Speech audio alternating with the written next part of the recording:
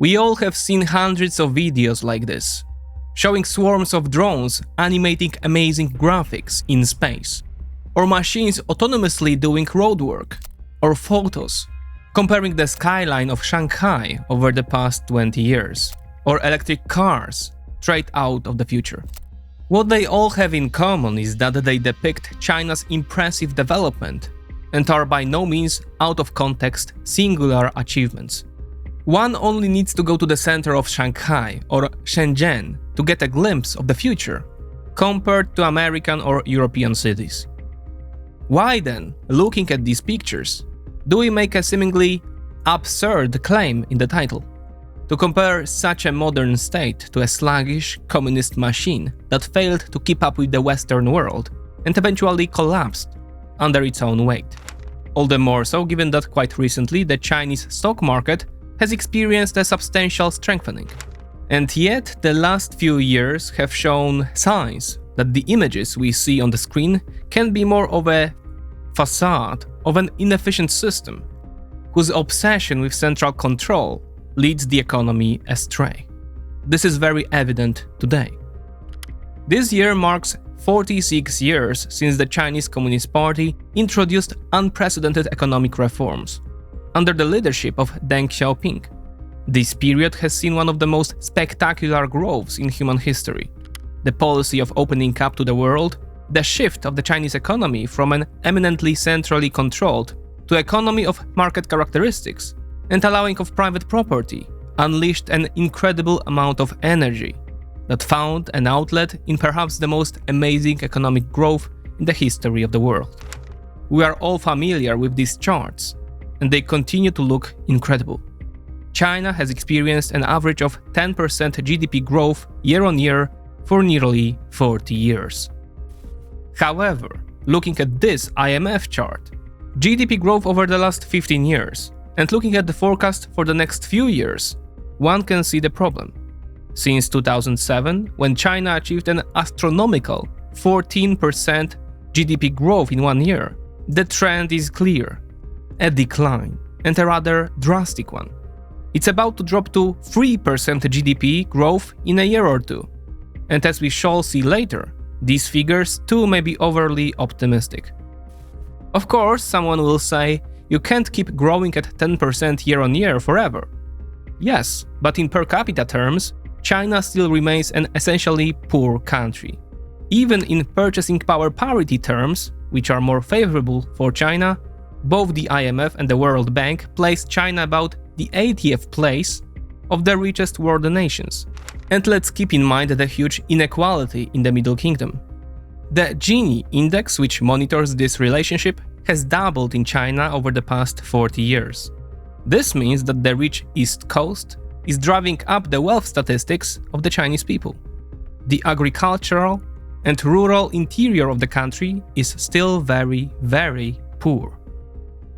To sum up, an economic slowdown in China was to be expected, but only when China could be considered relatively wealthy in per capita terms. But the Chinese are still far from reaching that level, so that forecasts of 3% growth pose an existential problem for the Chinese Communist Party, which derives its legitimacy, so to speak, from statistics. There are many signs that China's socio-economic model of the past 40 years is running out of steam. Meanwhile, the party has no idea for a new one. The cure for China's economy is simple, but it means losing control of society. So Beijing closes its eyes to it. As a result, for the time being, the response of the party's top leadership, led by Xi Jinping, is closer to the fashion presented some time ago by the Soviet Union. Welcome to the 20s Report.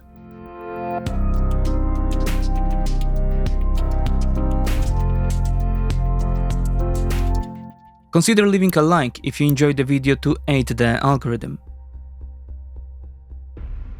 The year is 2010, and the world is on the brink of monumental change, as the once dominant United States faces a decline in its influence. Other formidable powers are poised to reshape the global landscape. China rises with fierce ambition, eager to assert its dominance. Russia plays a complex game of strategy, challenging the resolve of Washington.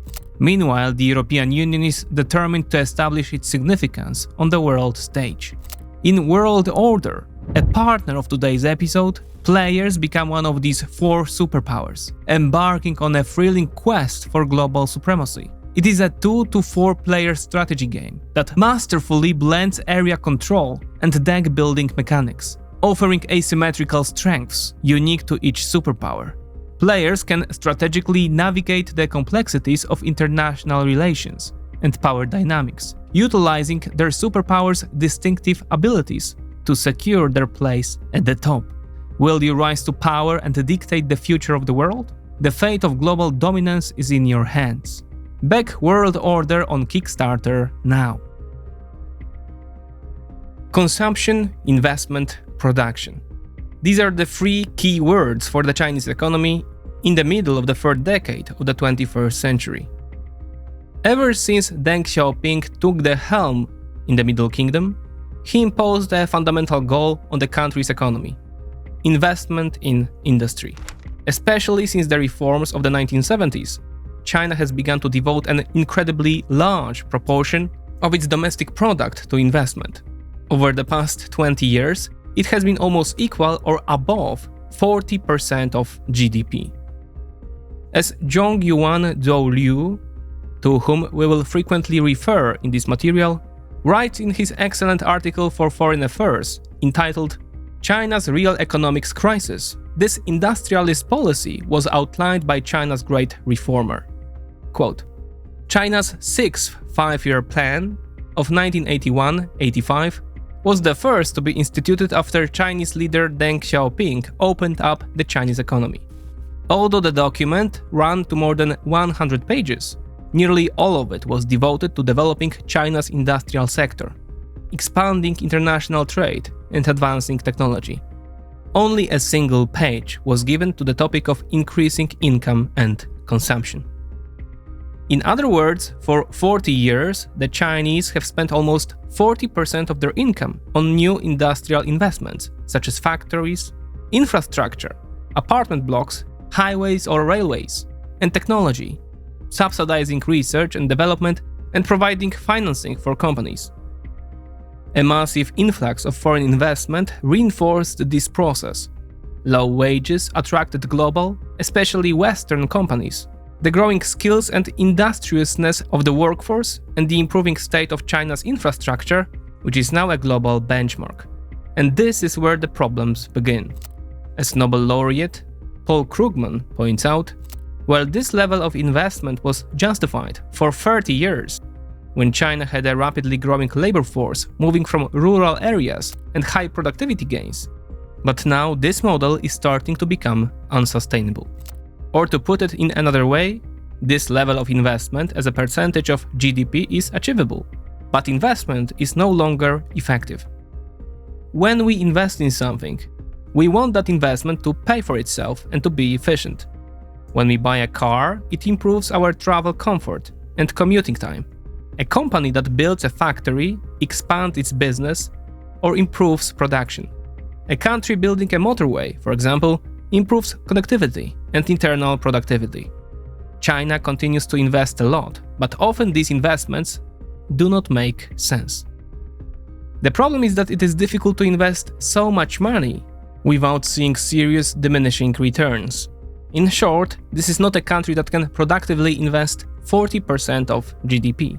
The crowning example is known to anyone who follows the global media.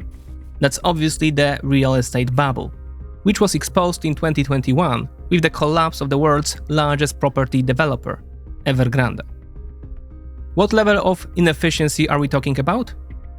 He Keng, 81-year-old former deputy head of the National Bureau of Statistics, puts it this way. Every expert gives a completely different figure, with the most extreme believing that the current number of empty houses is enough for 3 billion people. But he adds that this is probably an upward estimate, yet conceding that there are certainly enough empty houses to accommodate China's entire population of 1.4 billion. Other estimates put the number of surplus homes at 600 million.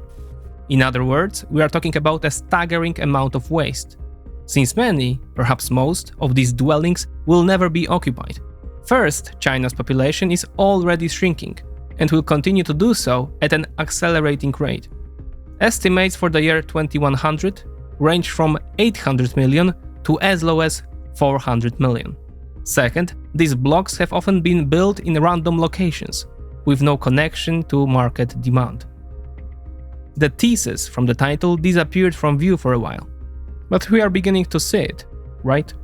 Let's add that this highly inefficient property sector may account for up to 30% of China's GDP.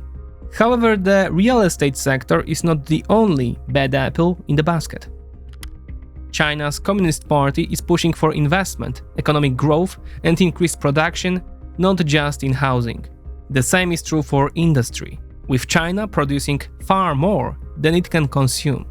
As Zhou Liu writes, as a result, the Chinese economy risks falling into a cycle of falling prices, bankruptcies, factory closures, and ultimately, job losses. In other words, Chinese manufacturers are caught in a downright spiral of squeezing margins and fighting each other on price to death. However, the companies that survive are not necessarily those that are the most efficient or profitable. More often, it is those with the best access to state subsidies and cheap financing. So what is it? Why is China doing this to itself? To get the full picture, we need to add a second factor to Chinese policy: the maximum restriction of consumption. For decades, Beijing has set ambitious targets for investment and growth while ignoring the issue of its citizens' consumption. It is not an oversight, but a deliberate objective of the Chinese Communist Party. There are several reasons for this, but the most important is one: the control of the population. Let's take the example of one particular mechanism. In the free market countries, the aim of those in power is to create favorable conditions for their citizens to feel confident enough to spend their money. When they do feel safe, they spend their money, drive the economy, new jobs are created, while at the same time the government collects more money in taxes, which can be reinvested in infrastructure, public facilities, or healthcare. These facilities in turn improve the optimism of consumers, who are not worried about running out of money to survive in the event of bad weather, and so spend their money again, driving economic growth. Meanwhile, in China, the whole system is designed to dampen the optimism of Chinese consumers. Why?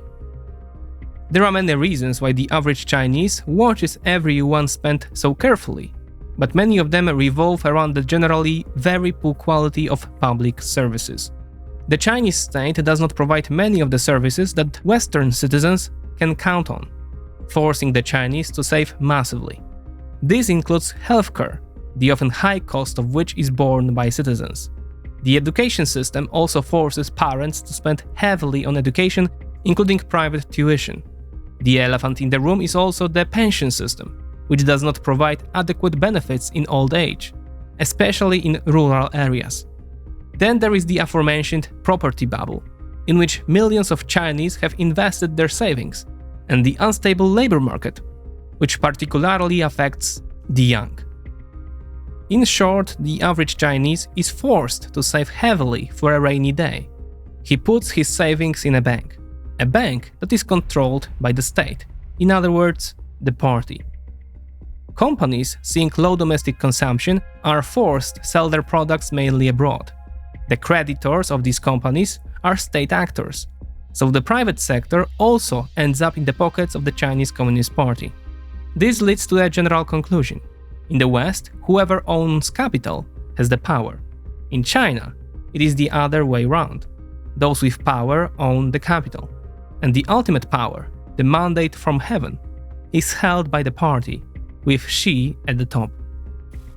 The party concludes that it cannot pursue a policy in which consumers are happy to spend their money, because it would lose control over the flow of capital. So today the mechanism is as follows. The party has a monopoly of power. Power gives it the ability to construct appropriate domestic policies. Emphasizing investment and ignoring consumption leads to the accumulation of capital in state-owned banks. On the one hand, through the debt of the private sector, and on the other, through the high savings of the citizens. The money in the hands of the party gives it the ability to control the elites, both locally, in the state administrative structures, and in the economy, by controlling to whom the money is distributed. The elites in the hands of the party, in turn, keep society under their control. The hierarchical nature of the whole system is clear. And let's not forget the ideology. Consumption is seen as an individualistic distraction that takes people away from the party's collective goal of improving the industrial base. Individual prosperity can even provoke criminal thoughts such as individual rights, civil liberties, or the right to privacy. And this is the crux of the problem. Beijing was able to maintain such a policy for 40 years because the startup base was very low. The country was backward. The international investors were eager to locate their businesses in China. Today, however, the situation is different. Not only is Chinese overproduction beginning to irritate other countries, but the imposition of shackles on Chinese exports has recently become one of the overarching economic policies of the world's other two economic poles, the European Union and the United States. Today, these two centers are fiercely fighting Chinese exports with trade tariffs. They consider Chinese actions to be unfair trade practices. The Chinese are trying to circumvent these blockades by third countries, while also increasing their exports to the global south. But the trend towards containment of Beijing trade expansionism is clearly visible. Countries are now coming to the conclusion that Beijing is trying to drive local producers out of the market by subsidizing, for example, the electric car sector or green technology in general. The Chinese are doing this by exporting their products at minimal margins or even below the cost of production, because that is what China's centrally controlled economic policy leads to. The world, albeit mainly the Western world, for the time being, is slowly beginning to build a wall. Overproduction combined with low consumption and the gradual rise of global protectionism is leading to a price squeeze in the Chinese market. This is leading to near zero inflation or even deflation, which is a deadly phenomenon. Deflation is an economic phenomenon in which prices in an economy fall instead of rising. It sounds great, but only in theory. Falling prices further discourage consumers from spending, because they wait for products to be even cheaper, which further cools the economy, leading to business failures, higher unemployment, and so on. This negative feedback loop is amplified by another mechanism of Chinese central management: local debt.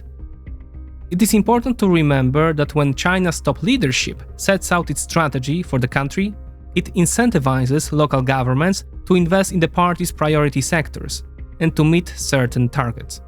As a result, there is enormous pressure on local leaders to A. drive local GDP growth, and B. carry out the directives of the party leadership, regardless of whether the moves are realistically profitable or not. Interestingly, however, Beijing often does not provide central funding. Instead, it gives local officials a great deal of freedom to organize off-balance sheet investment vehicles with the help of regional banks to finance projects in priority sectors. Up to 30% of China's infrastructure has been built with the help of funding from these off-book financial constructs. The result? The Wall Street Journal reports that this unofficial local government debt is as high as $11 trillion, twice the size of the central government's debt. As much as $800 billion of this debt is at high risk of default. Moody's Investor Service and Fitch Ratings have downgraded China's credit rating outlook from stable to negative, mainly because of doubts about the ability of local governments to adequately service their debt. Regional debt, we should remember, is a part of the control mechanism in which Beijing is immersed. Just as the private sector remains hostage to the party, so too do local elites. The regions are forced to meet the party's ambitious targets, but at the same time, they have to finance themselves. In the end, the local budget lacks funds for public services. Not without reason, as we have already mentioned. As a result, the central government's debt is a relatively low 45%. But if we add the local debt, we get a level of over 300% of GDP. The leaders in terms of total public debt are Japan and Luxembourg, with over 400%. At over 300%, countries such as France, Belgium, Canada and Sweden are eating into this level. In other words, countries that are much more developed than China. The Middle Kingdom is the most indebted country of the underdeveloped economies. Alright, but someone will say that China has its problems, but it remains a center of innovation and new technology. The problem is that, yes, Beijing is loudly supporting key sectors, with, for example, Made in China 2025 agenda. But at the same time, the whole system is somehow torpedoing innovation. It is true that China provides funding for the development of key technologies through its policies, but the mania for meeting targets encourages companies to invest and develop in mature technologies that will deliver results here and now. One example is robotics. China has overtaken Japan as the biggest power in the industrial robotics sector. By 2017, there were more than 800 robotics companies and 40 technology parks spread across 20 Chinese provinces. The problem was that local decision makers were funding projects that offered the quickest returns in the here and now, projects that could be scaled up quickly. As a result, as Zhou writes, currently China has a large overcapacity in low-end robotics, but still lacks sufficient capacity in high-end autonomous robotics, which requires indigenous intellectual property. The situation is somewhat similar in the artificial intelligence industry. AI research is widely funded, but the quality of AI research, especially in the field of generative AI, is hampered by government censorship and lack of indigenous intellectual property. Many Chinese AI startups rely on products and models developed in the West to prove results in the here and now, to show banks and other financial entities the rationale for their existence. As a result, in China, instead of revolution, there is a phenomenon of involution. This means that Chinese companies, fighting in a bloodthirsty internal market, instead of differentiating their products and creating new ones, try to beat their rivals by overproducing them from the market. Here again we return to the issue of oversupply and exports. As a result, Chinese companies, despite their hype, have no incentive to be innovative. But they have big incentives to scale up and produce. A lot. The end result is the following vicious cycle, as Zhou Liu notes. Quote, firms backed by bank loans and local government support must produce non-stop to maintain their cash flow. A production halt means no cash flow, prompting creditors to demand their money back. But as firms produce more, excess inventory grows and consumer prices drop further, causing firms to lose more money and require even more financial support from local governments and banks. And as companies go more deeply into debt, it becomes harder for them to pay it off, compounding the chance that they become zombie companies, essentially insolvent, but able to generate just enough cash flow to meet their creditors' obligations. As China's economy has stalled, the government has reduced the taxes and fees levied on firms as a way to spur growth. But that has reduced local government revenue, even as social services expenditures and debt payments rise. Matthew C. Klein and Michael Pettis, in their book Trade Wars Are Class Wars, describe the Chinese dilemma as follows. The PRC authorities face a huge risk of GDP collapse and soaring unemployment, which can be avoided by reducing the economy's reliance on investment spending and increasing domestic consumption. This means radically changing the distribution of wealth and income, so that Chinese households can afford what they produce. What has been taken away from Chinese workers and pensioners must be given back. The whole negative feedback mechanism has one source: central control mania. Beijing is trying to have its cake, to control the elites and society, and eat it too, to maintain economic growth and its own legitimacy. Now it is simply getting harder and harder to do this, and more skeletons are in the closet, weighing on the increasingly stunted GDP growth. In 2004, just as the Chinese economy was becoming a global force, a group of researchers began conducting nationwide surveys, asking Chinese people whether they were better off financially than they have been 5 years earlier. The percentage of people who said they were better off peaked in 2014, when 77% of respondents said they were. Last year, where respondents were asked the same question, this figure fell to 39%. And what do autocrats when domestic sentiment deteriorates? They tighten the screws even more.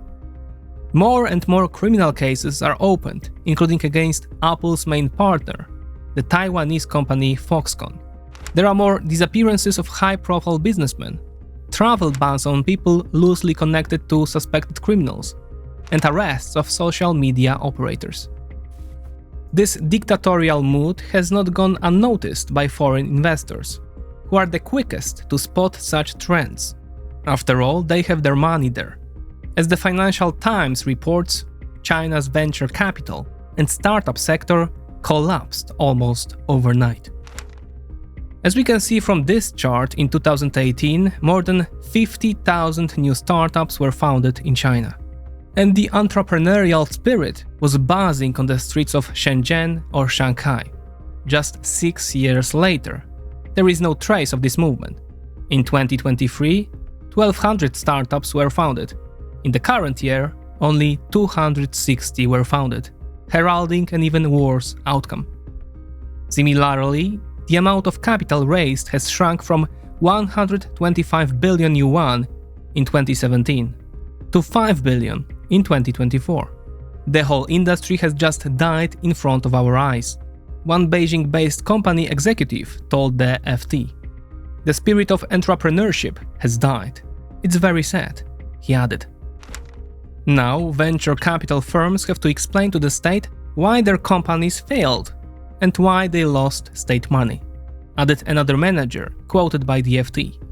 The party has stifled the private sector, concluded Desmond Shum, a Hong Kong businessman. How the party has done this?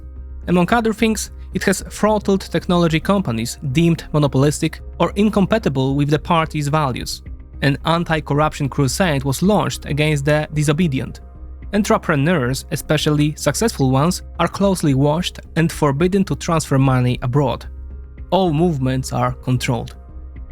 In practice, businesses and entrepreneurial capital are subordinate to the party, the supreme authority. Free market players, sensing the communist spirit, withdraw their funds or stop investing. When Chinese business sharks get too big, they are quickly reminded of the hierarchy. This happened to Alibaba's Jack Ma and Tencent's Pony Ma. Both were once seen as the Eastern version of Elon Musk or Jeff Bezos. The former, at the height of his fame, began to criticize China's banking system and regulations, calling them outdated. The result?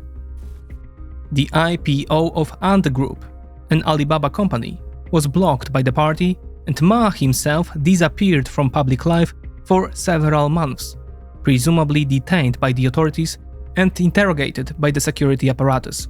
In addition, the party smashed Alibaba's empire on monopoly charges and fined it $2.8 billion. Tencent's Pony Ma was treated more leniently, but also resigned from public appearances under pressure. Tencent itself, however, has been subject to similar monopoly investigations and restrictions in the financial sector, where the state has a monopoly. There has also been increased censorship and control of content on platforms such as WeChat. The central grip of the state is also evident in the chart of the share of the largest companies in the Middle Kingdom. China started from a level of dominance by state-owned enterprises.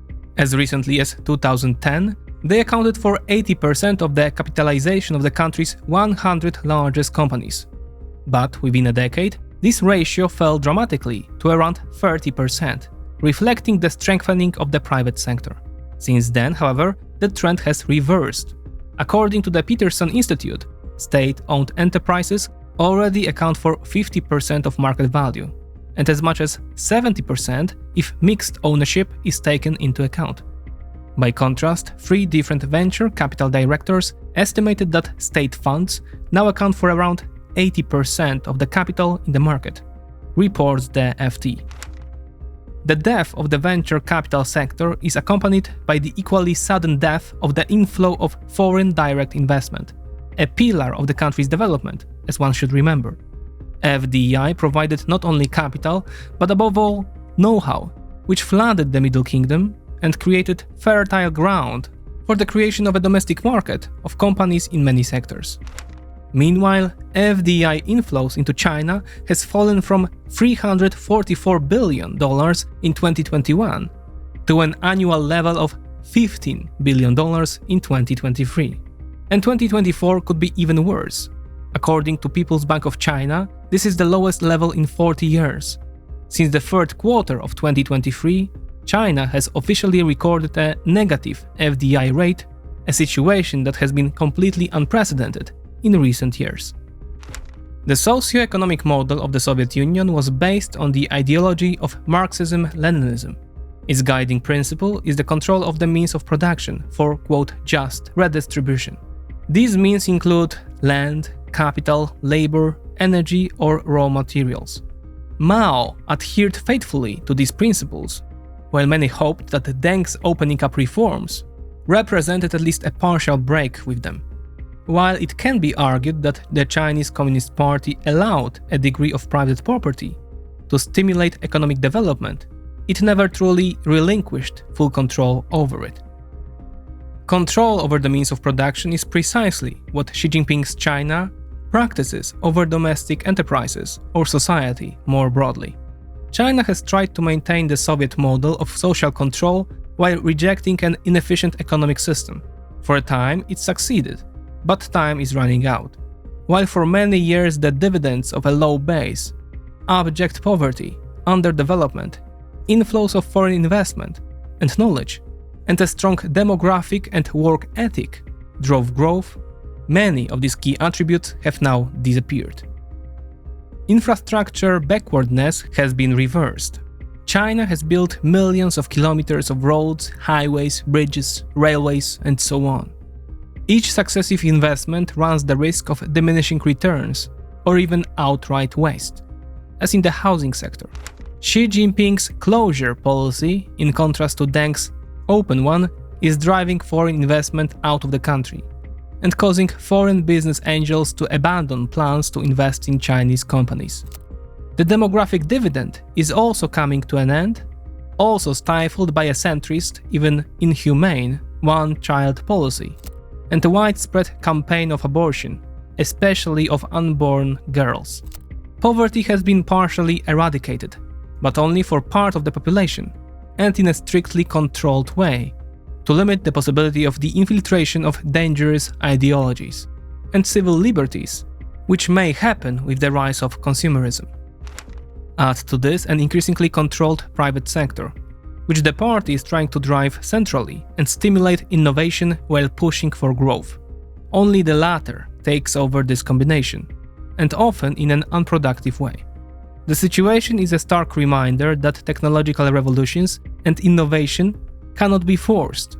Control is the opposite of innovation. For innovation feeds not on control, but on the disruption of control, the breaking of existing paradigms, the natural death of inferior ideas.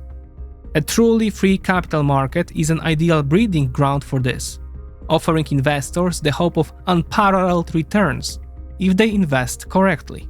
There is no such hope in China. The party will never allow anyone to grow beyond acceptable standards. Moreover, the obsession with statistics excludes the other component of innovation: time. Sometimes the development of a disruptive technology requires years of unprofitability, as the examples of Tesla or OpenAI show. In the West, investors who believe in the leaders and their idea are able to accept this uncertainty and give a product time to develop.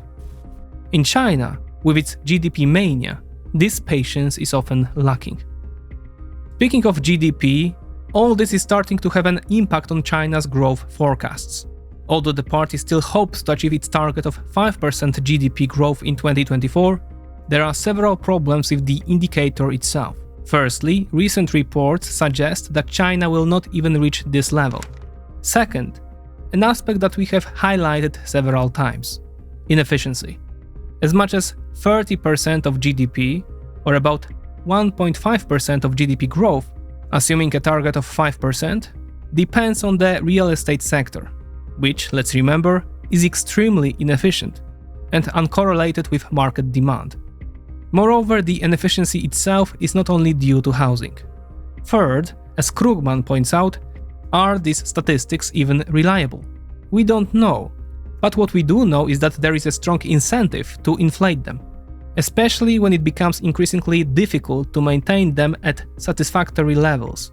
Krugman points to a study showing that autocratic governments tend to inflate growth by as much as 35% relative to democracies.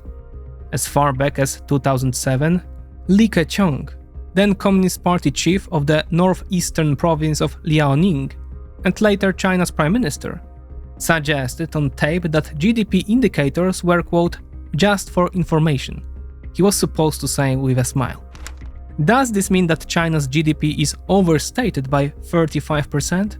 Probably not, but the fact that statistics are controlled, combined with inefficiencies in investment, makes the official figures highly suspect.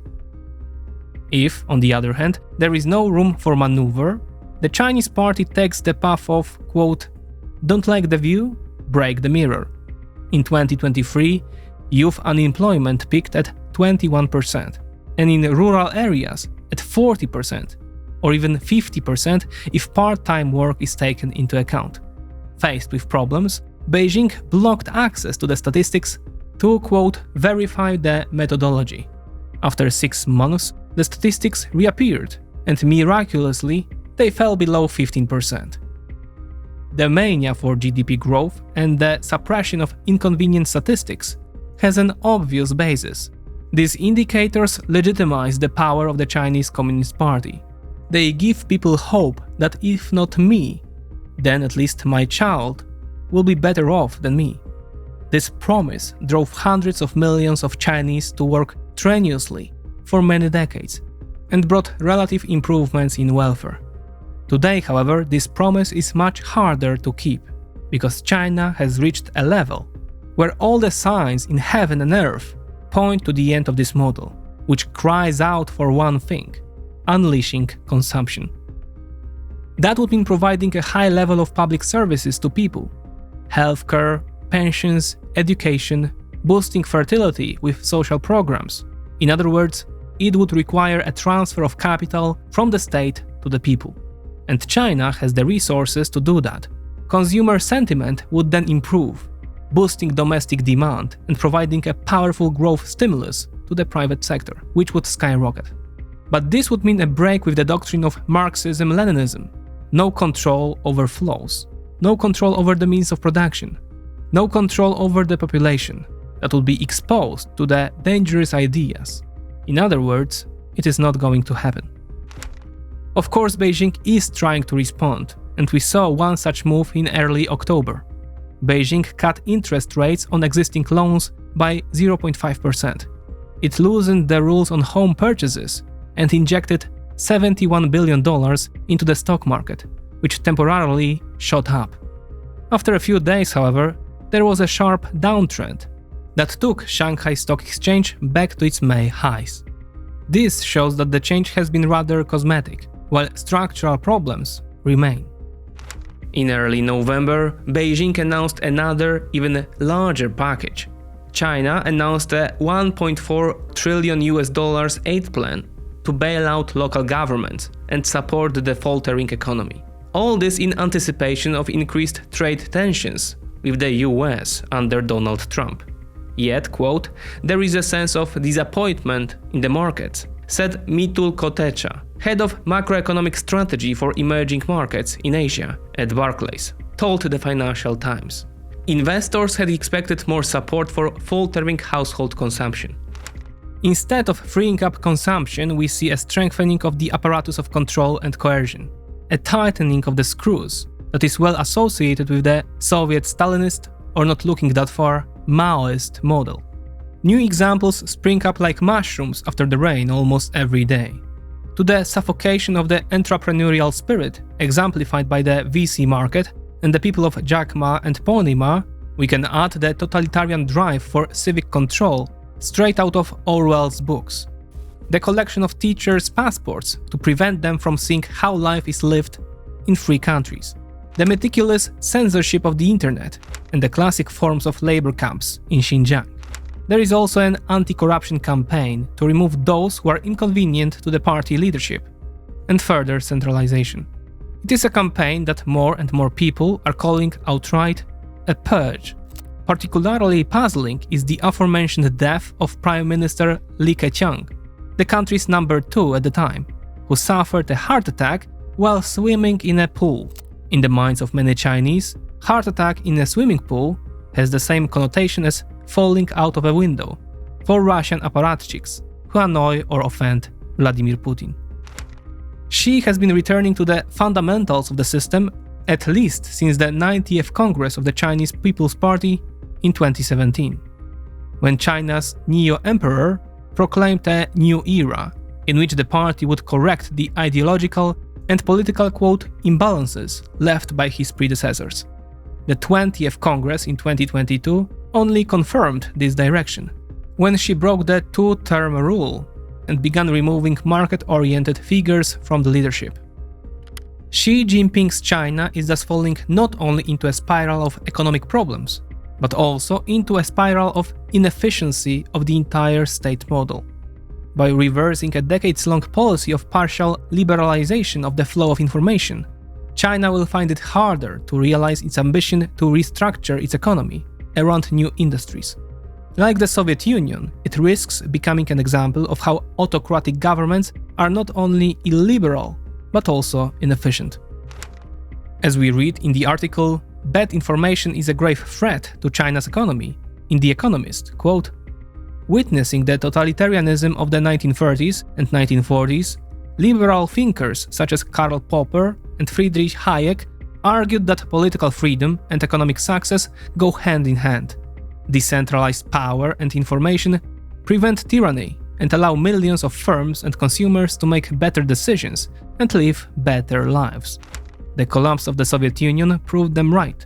In order to maintain political dominance, its rulers ruthlessly controlled information. But that required brutal repression, starved the economy of price signals, and created an edifice of lies. By the end, even the Soviet leadership was deprived of an accurate picture. Unquote. Who today will have the courage to tell Xi Jinping that he is wrong? The authors ask rhetorically. Comparisons with the Soviet Union and the Stalinist period can also be drawn in the area of industrial policy. Although the two cases are evidently different, Stalin also had a mania for investing in heavy industry. Recall the 5-year plans to develop the steel, coal, or engineering sectors. At the same time, he radically curtailed consumption, or to put it bluntly, starved the population by allocating a far too small percentage of the budget to food production, and through measures such as collectivization. Between 1928 and 1940, consumption fell by 24%. And let's face it, pre-1928 Russia was no El Dorado either. What China is doing is a mild version of a similar mechanism, only without the Holodomor, and with impressive swarms of drones showing economic development. Frank D. Cotter, a professor at the University of Hong Kong and an expert on China, recalls an anecdote in Time magazine. In 1987, China's then premier, Zhao Jiang, met the 75-year-old Erich Honecker in Berlin. The party leader of East Germany expressed his earnest concern over the nature of China's reform and opening up. Zhao explained that the policy was temporary only. In the future, once its living standards had been raised, the population would acknowledge the superiority of socialism, at which point the, quote, scope for liberalization will be reduced further and further. A few months later, At the party congress in Beijing, he explained that we'll never copy the separation of powers and the multi-party system of the West. This incredible prophecy is materializing under Xi Jinping's reign. None of this is to say that China is on the eve of a spectacular collapse, like that of the Soviet Union. The fact is that China continues to grow and will continue to do so for the foreseeable future. Its civilizational development has brought it into the 21st century and created very solid pillars of the system. A large part of the population, especially in the cities, still has fresh memories of this incredible leap, which has given them a new lease of life. The fact is that China still has a lot to offer investors. As we read in the Center of Eastern Studies, these include a very large market, extensive supplier networks, a large pool of well-educated, relatively cheap labor, world-class infrastructure, relatively low energy prices, or a weak currency. Yet more and more analysts are concluding that a certain model of civilization has run its course, and this episode is evidence of that. Beijing is looking for a new one, but so far its actions look more like digging up old ideas of Marx and implementation of Lenin or Stalin.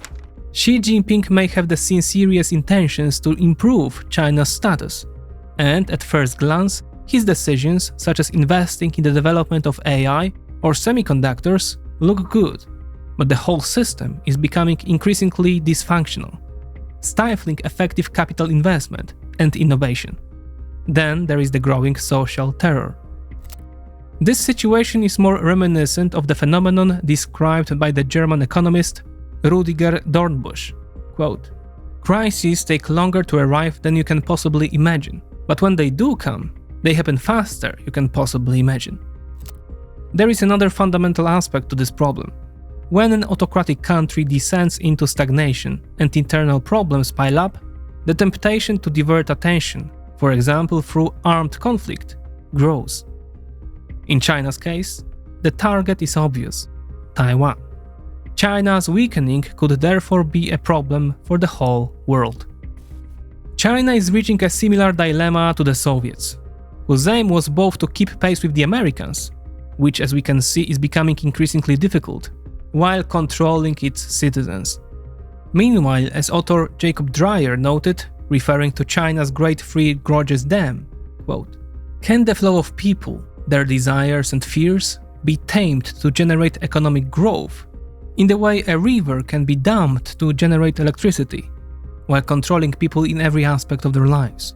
It seems doubtful, but that never stopped anyone from trying. Xi Jinping's China is no different, but the dam is getting higher and higher, and the tide pushing against it is getting stronger. The question remains, will Xi and his successors manage to tame it so well as they did over the past 30 years?"